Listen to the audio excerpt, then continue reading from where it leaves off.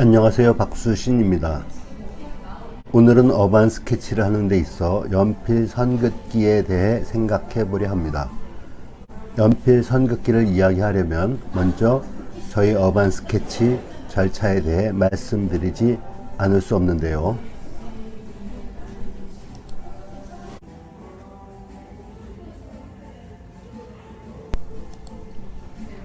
어반 스케치를 하며 어떤 재료와 도구를 사용하는지, 그리고 어떤 과정을 거쳐 작품을 완성하는지는 작가마다 다르겠지만, 저의 경우 미리 정한 절차를 반복하지 않는다는 생각, 모든 작품을 창의적으로 그린다는 생각을 가지고 있음에도 불구하고 늘 반복하는 루틴이 있다는 것을 깨달았습니다.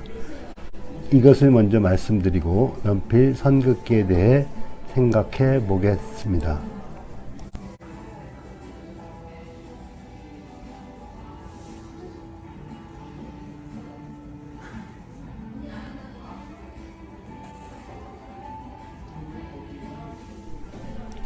제가 어반 스케치 도구를 가지고 집을 나설 때 무엇을 그리겠다고 미리 정하고 나서는 경우는 거의 없습니다.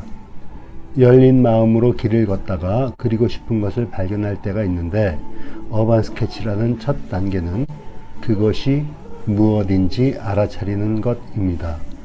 눈앞에 있는 사물이나 풍경 또는 인물을 그리고 싶다는 생각이 들었을 때, 이 중에서 특히 어떤 것이 나로 하여금 그리고 싶다는 마음을 갖게 했는지 생각해 봅니다.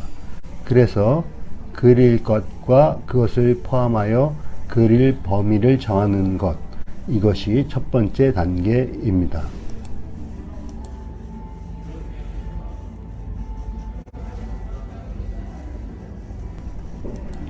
저희 어반 스케치 두 번째 단계는 종이 위에 연필을 이용해서 주제의 위치를 정하고 펜 스케치에 도움이 될 만한 선을 간단히 표시하는 것입니다.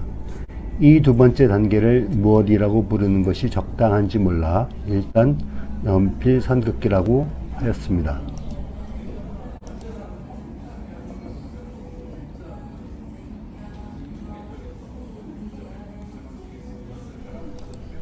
이어 세 번째 단계 펜 스케치로 넘어가는데, 만년필이나 볼펜을 이용하여 대상을 표현하는 것입니다.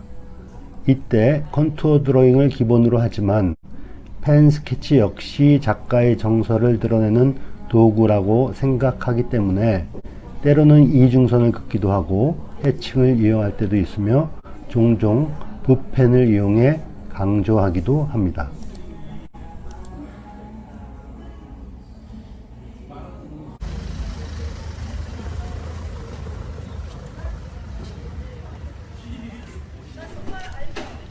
다음 단계에선 수채 물감을 이용해 채색을 합니다. 저의 경우 담채 혹은 워시라고 하기에는 조금 더 과하게 물감칠하는 것을 좋아합니다. 보통은 이 네 번째 단계로 작품을 완성한다고 할 수 있습니다. 그런데 저의 경우 한 가지 단계가 더 있습니다. 집에 돌아와 저희 작품을 살펴보고 평가하는 것입니다.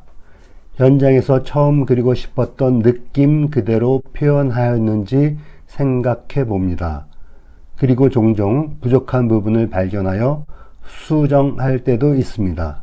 또 이 과정에서 계속 발전시켜야 할 저의 강점과 제가 보완해야 할 약점이나 부족한 역량이 어떤 것이 있는지 생각해 봅니다.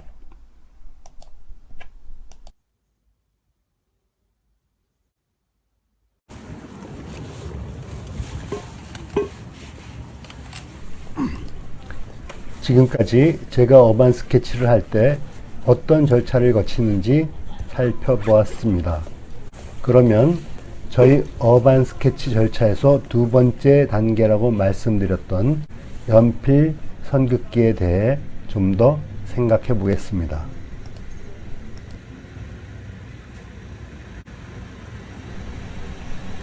첫째, 연필 선긋기가 항상 필요한 것은 아닙니다. 직접 펜으로 시작하는 것이 좋겠다는 생각이 드는 경우와 주어진 상황에 따라 바로 펜을 이용하여 스케치하는 경우가 많이 있습니다. 그렇다면 연필선 긋기의 장점은 무엇일까요? 우선 그리는 과정에서 처음 생각과 달라지는 것을 예방할 수 있다고 생각합니다. 펜을 이용해 바로 스케치를 했을 때 종종 처음 생각과 달라지는 것을 경험하기 때문입니다. 또 연필선을 참조하여 펜 스케치를 하면 좀 더 효율적으로 할 수 있다는 생각도 합니다. 그렇다고 연필선 긋기의 방법을 정해 놓은 것은 아닙니다. 때로는 가벼운 선 몇 개만 그어 놓고 시작하는 경우도 있고, 큰 형태들을 모두 표시해 둔 후 펜 스케치를 시작할 때도 있기 때문입니다. 저는 지우개로 고쳐가며 연필로 스케치를 완성하고 그 위에 펜선을 입히는 방식은 선호하지 않습니다.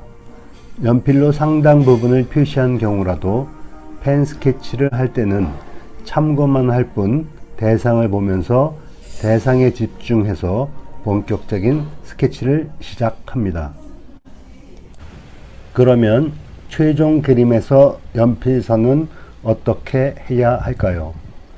저의 경우 대부분 그대로 둔 채 채색을 시작합니다. 그래서 저희 작품을 살펴보면 종종 연필선이 남아있는 경우가 있습니다.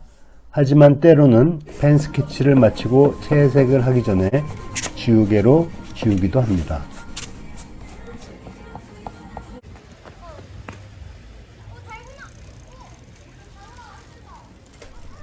오늘은 보통의 경우 제가 반복하는 저의 어반 스케치 절차와 그 중에서 연필선 긋기에 대해 생각해 보았습니다. 하지만 이것이 최선인지 저도 알 수 없고 또 생각이 조금씩 바뀌기도 합니다. 그러니 이 점 참고해 주셨으면 좋겠습니다. 오늘도 시청해 주셔서 감사합니다. 기쁜 하루 보내시기 바랍니다.